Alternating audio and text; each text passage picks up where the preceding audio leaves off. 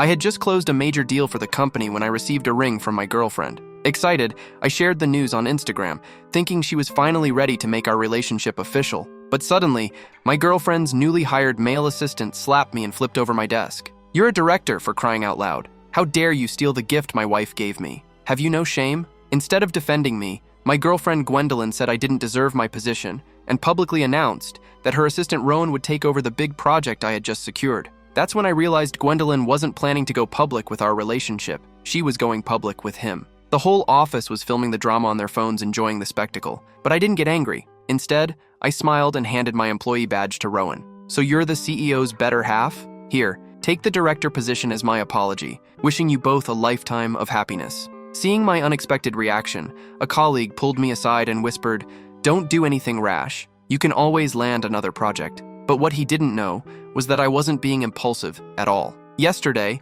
as I passed by the office, I overheard Gwendolyn's assistant Rowan pestering her. "Gwendolyn, I want to make something of myself. Give me this new project you just landed. I promise I'll do a great job and impress you." At the time, I didn't think much of it. Gwendolyn and I had been secret lovers for 7 years. I had turned down offers from big companies to help her start this business. I had secured 90% of the company's projects. Gwendolyn knew better than anyone how hard the journey had been. She was also a woman of principle who would never mess with important matters like projects. Moreover, she had once had a project stolen by an opportunist and hated that type of person the most. So when I saw the ring Gwendolyn sent today, I thought she had finally realized I was the best choice and wanted to marry me. I never expected Rowan to turn the tables on me, smearing my reputation by calling me a thief and humiliating me. I was even more shocked that Gwendolyn would abandon her principles for Rowan, who had only been with the company for a few short months. If that's how it was going to be, I had no reason to stay at this crappy company.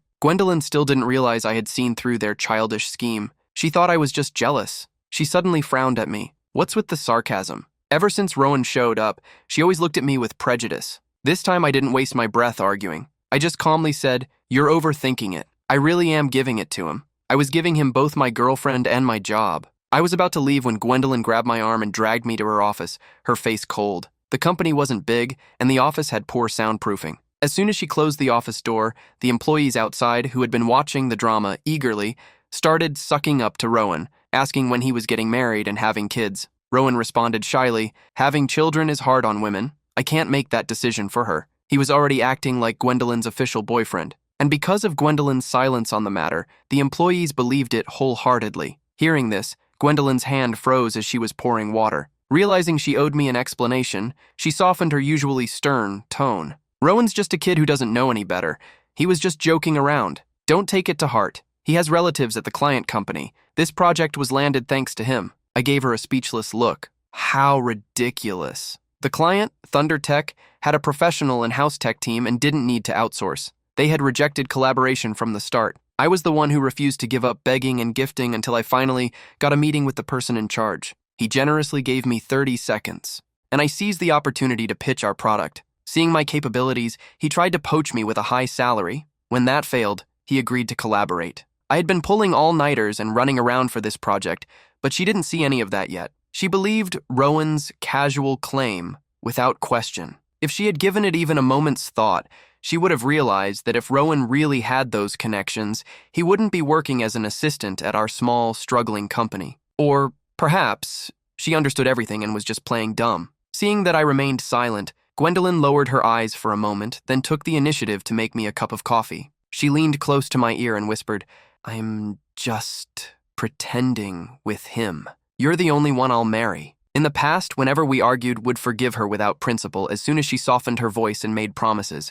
So this time she thought it would work the same way. She waved her hand dismissively. "Go back to work. I'll handle the project situation." But what she didn't know was that I no longer wanted her. I pushed back my chair and stood up. No need to go to all that trouble. I'll just leave. With that, I pulled out a resignation form, filled it out without hesitation, and walked out of the office. Seeing that I was about to leave, Rowan hurried to block my way, putting on an act of being wronged. "Felix, I know you're an expert in the industry. You're right. I'm not qualified for the technical director position. Here, take it back." He grabbed the employee badge and tried to shove it at me. I simply pushed him lightly, but he took the opportunity to fall dramatically, knocking over a chair and pulling down a computer, in the process alarming the surrounding colleagues. Rowan got up and waved off the concerned inquiries from coworkers, saying it was no big deal. Gwendolyn, startled by the commotion, came running in her 4-inch heels. After making sure Rowan was unharmed, she glared at me with furrowed brows. Felix, don't think you can do whatever you want just because you're a long-time employee. Hearing this,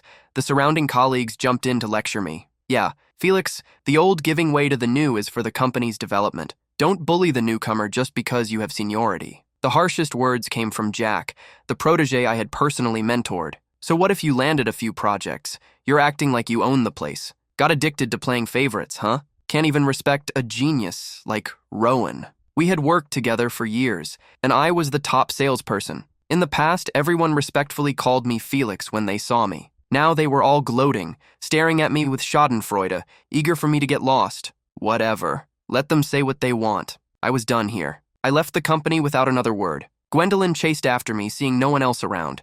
She rubbed her forehead and said, "You're just overworked lately. I'll approve some time off for you to rest. Today is our 7th anniversary. Wait for me at home. I have a surprise for you." As she finished speaking, the elevator arrived. I stepped in without saying a word. Back home, I cooked myself dinner without waiting for her. She still hadn't returned by nightfall. I put on my shoes and tidied up a bit before heading out to meet with the client representative. But I ran into a coworker on the way. This guy was slow on the uptake, so he hadn't distanced himself from me like the others. He still greeted me enthusiastically. "Felix, are you going to the promotion party Gwendolyn's throwing for Director Rowan? Let's go together and split the cab fare."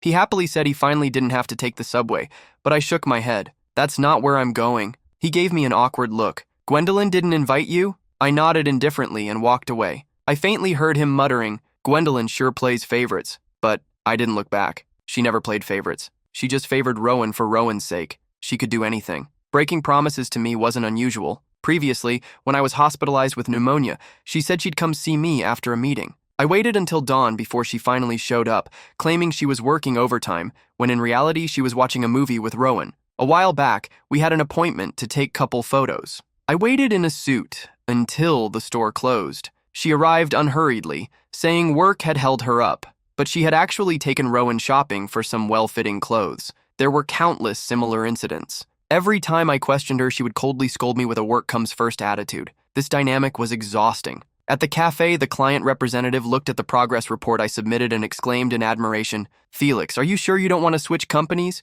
We can offer 10 times your current salary." This time I didn't refuse. The client representative was delighted and said we could negotiate any requests I had. After discussing the benefits package with him, I returned home to find Gwendolyn sitting on the couch waiting for me with takeout boxes packed. She had stood me up again. In the past, she would offer a litany of explanations, but this time she said nothing. After a moment of silence, she pushed the food containers towards me. "You must be tired today, too. No need to cook. Just heat this up and eat." I glanced down. Various dishes were piled together unattractively in the plastic containers. There were stir-fried and boiled dishes, and even a piece of steamed cake soaking in the soup. It was clearly leftovers carelessly packed up. She didn't even bother to pack things separately, just mixed everything in one big container. It looked unappetizing just looking at it. I waved my hand. "No need. I've already eaten." Gwendolyn gave me a long look, and the usually cold woman took the initiative to wrap her arms around my waist. "I'm sorry. I just got promoted, so as the boss, I had to show some support. I know you were wrong today. Let's get our marriage license this weekend." Ha! Easy for her to say. But when I was promoted to director, I happily took the initiative to throw myself a promotion party. I waited expectantly in the private room. The waiter reheated the food. 5 times I waited until the restaurant closed, but not a single colleague dared to show up. I sent message after message, but they all sank like stones. A kind-hearted colleague secretly asked if I had offended the CEO. I was baffled at the time. It wasn't until later that I found out. When I wasn't in the office, she had coldly scolded each colleague who said they were going to attend the party. "Is your workload too light? Bored out of your minds? All you think about is eating, drinking, and having fun. Is this what the company is paying you useless people for? You might as well quit now." Thinking of this, I pried her restless hands from my waist and said coldly, "There's no need for that, Gwendolyn. Let's break up."